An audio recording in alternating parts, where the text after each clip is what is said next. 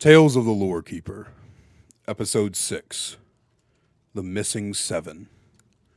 Written, voiced, and produced by Jojo Kaiser. Sometimes, the stories do not come from the mouth of the witness, or from a recorded interview. Sometimes, they come in bits and pieces.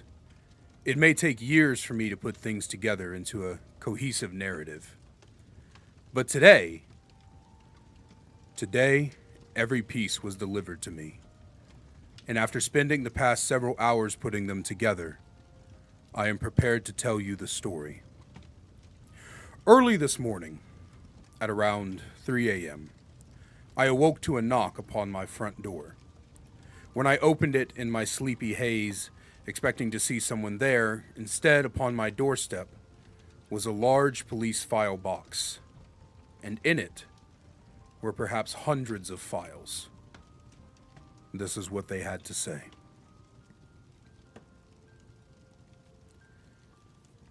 March 27th, 1855. A mysterious ship crashed upon the shoreline in Rhode Island. When onlookers witnessed the crash, they ran down to investigate. There, on the beach where the crash occurred, were 7 bodies laying shoulder to shoulder. 4 men, 2 women, and a small child. They were, of course, dead on arrival. The ship, as commented by investigators, appeared to be hundreds of years old, and, of course, not of the Americas. Some scholars said Spanish, while others claimed it to be French or even Russian make. But what matters is before the very eyes of the onlookers, as they beheld the naked bodies, the ship unlodged itself from the shoreline and drifted back out to sea. Later that night, the undertaker reported he had the bodies laid out, ready to be buried, and when he turned his back to get a quill and paper as to detail any markings or identifying features, he turned back around to find the bodies gone. No blood or fluids were on the table. No noises, no anything. They were simply and plainly gone. This would not be the first time the 7 bodies appeared mysteriously and then vanished just as fast.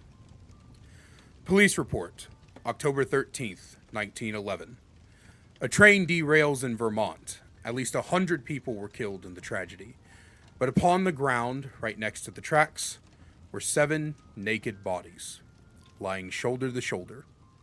4 men, 2 women, and 1 small child. This time, thankfully, the coroner was able to get brief descriptors.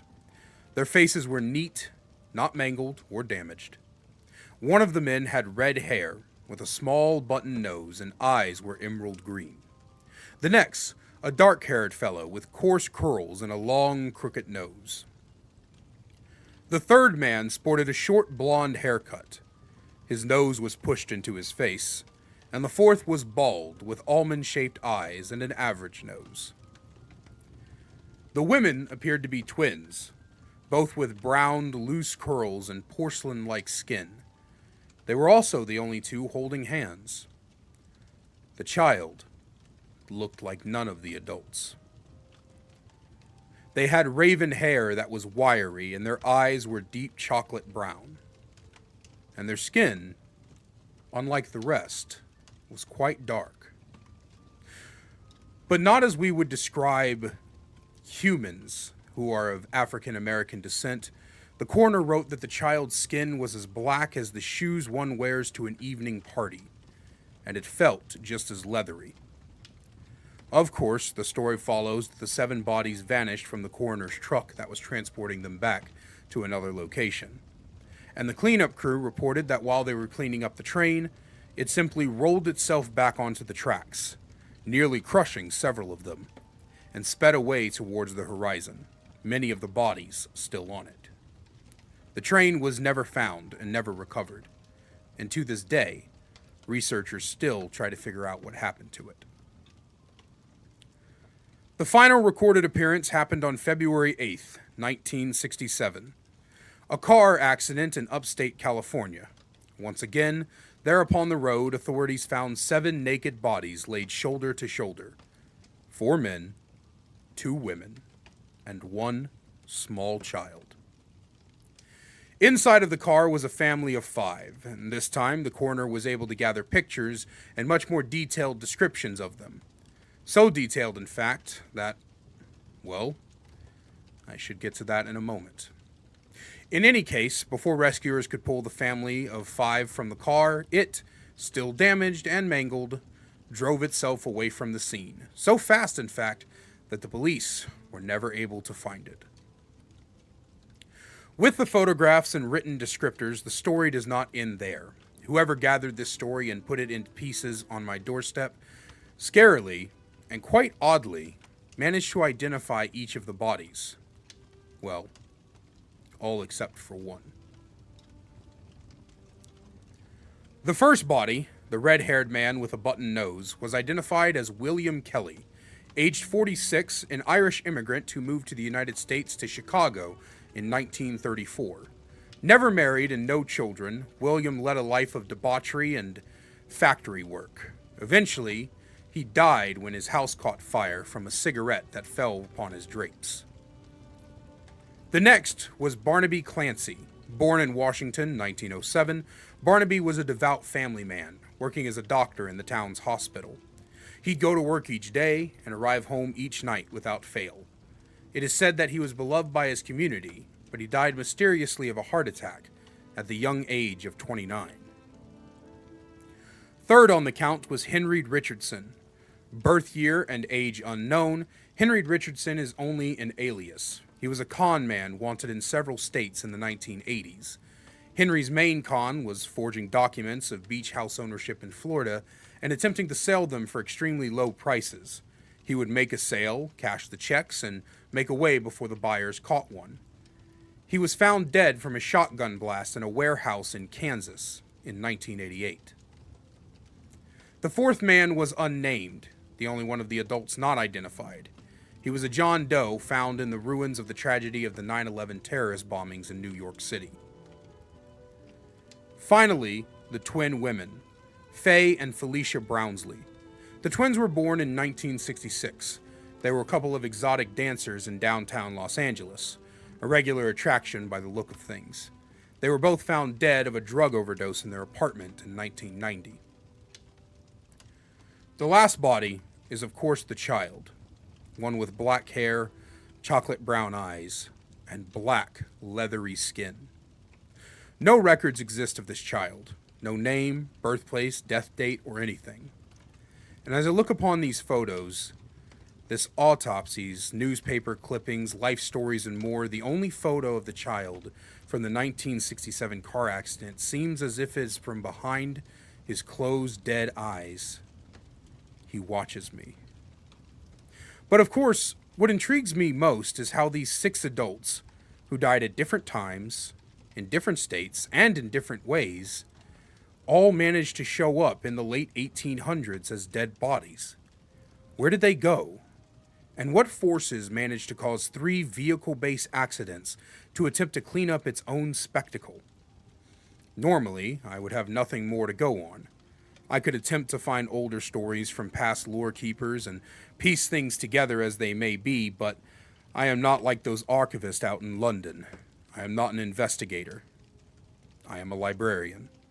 I only mean to hold these stories for those who may need them not to solve the case. However, my curiosity gets the better of me. This child is not human, and these events are not your standard paranormal affair. I searched the library for old entries. I looked upon my own writings and went 5 generations back, but I could find nothing. Not anything of substance, anyway. I did find a rather old book from the early 1900s. The story of the shipwreck is told from the perspective of one Siri Malkovich, a dock worker during the incident. Apparently, Siri saw the ship crash and was helping with the cleanup when the ship vanished. Before Mr. Siri witnessed the ship vanish, though, he heard the voice of a child called out to him. Only faintly, but it beckoned him asked him to join it in its sweet embrace, to go play and to feed it. And that is when I thought about that young man on the train and his black painting. I went back to reread the story, look back at my notes, and understand exactly what happened. I sometimes wonder if the ghosts and monsters and demons I hear about are older than we realize. In this world, there are so many secrets we do not think about, things we find impossible. But what if some of these things can exist across time, almost at the same time? What if the leathery black skin on this child is because in another time, in another world, his body is confined to that of a small canvas, painted with the darkest paint? For now, I must record this as I have recorded everything else. I put together what I could and wrote what I could. Whoever it was that dropped this at my door, I implore you, come to me in person. I need to know more. The Lore Keeper is an anthology horror series that I write and voice and produce myself. If you're enjoying the series, it would greatly help me if you leave a like on the video and even comment down below what you like or what you dislike about the stories. It helps me out in the algorithms and helps gets this pushed to other people.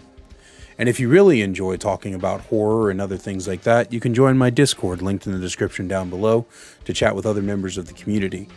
Other than that, I hope you guys have a fantastic day, and I will see you next week.